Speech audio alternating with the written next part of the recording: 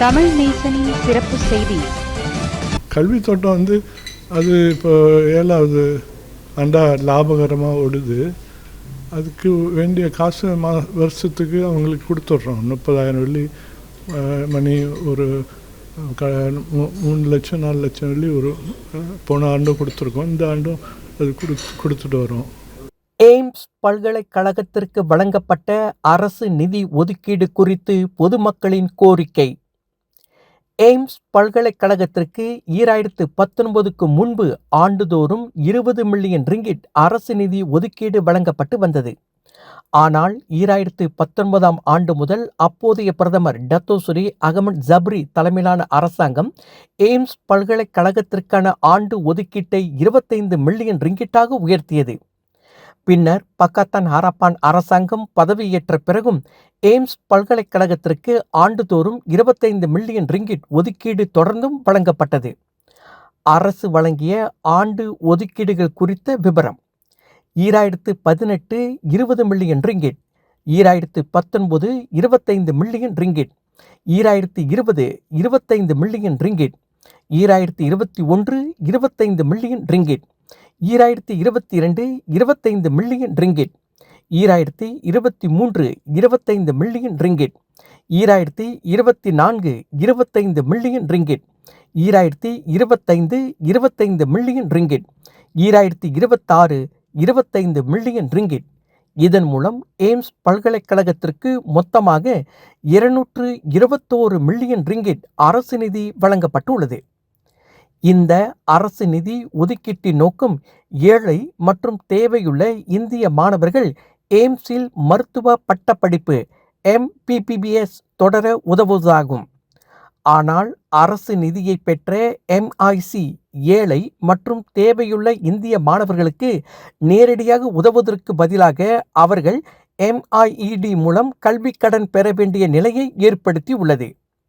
MIED என்பது MICயின் பொருளாதார அமைப்பாகும். MIED வழங்கும் கல்வி கடனுக்கு பின்வரும் நிபந்தனைகள் விதிக்கப்படுகின்றன. 2 உத்தரவாததாரர்கள் கெரண்டோஸ் இருக்க வேண்டும். அவர்கள் MIC கிளை தலைவர்களாக இருக்க வேண்டும். குறிப்பாக MIC தலைவர் அல்லது துணைத் தலைவரின் அணியைச் சேர்ந்தவர்கள். MIED வழங்கும் கல்வி கடனுக்கு 4 விழுக்காடு வட்டி விதிக்கப்படுகிறது. குறிப்பிட்ட காலக்கெடுவிற்குள் கடன் முழுமையாக திரும்ப செலுத்தப்பட வேண்டும். இந்த அரசு நிதி ஒதுக்கீடு வரி செலுத்தும் மக்களின் பணமாகும். எனவே MIC இத்தகைய நிபந்தனைகளை விதிக்கக்கூடாது. MIED வழங்கும் கல்வி கடன் ஏற்கனவே பொருளாதார சிரமத்தில் உள்ள மாணவர்களின் நிதி சுமையை மேலும் அதிகரிக்கும். எனவே எய்ம்ஸ் பல்கலைக்கழகத்திற்கு வழங்கப்பட்ட அரசு நிதி எவ்வாறு MIED மூலம் பகிர்ந்தளிக்கப்பட்டது என்பதை முழுமையாக விசாரிக்க வேண்டுமென்று பொதுமக்கள் கோருகின்றனர். மேலும் எதிர்காலத்தில் எய்ம்ஸ்க்கு வழங்கப்படும் அரசு நிதி ஒதுக்கீடுகள் உயர்கல்வி அமைச்சகம் MOHE தலைமையிலான ஒரு சுயாதீன குழுவின் மூலம் வெளிப்படையாகவும் நேர்மையாகவும் பகிர்ந்தளிக்கப்பட வேண்டுமென்று பொதுமக்கள் வலியுறுத்துகின்றனர்.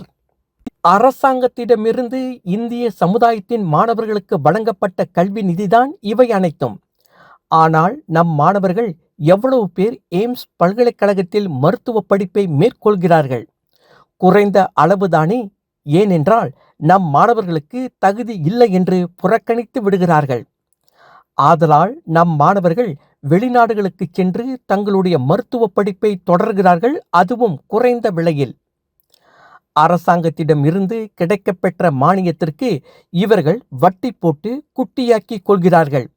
இது எந்த விதத்தில் நியாயம்? இந்திய சமுதாயத்திடமிருந்து வசூலிக்கப்பட்ட பணத்தில் துன் சாமிவேலு அவர்களின் முயற்சியால் கட்டப்பட்டதுதான் இந்த பல்கலைக்கழகம். இதை யாரும் மறுக்கவும் மறைக்கவும் முடியாது.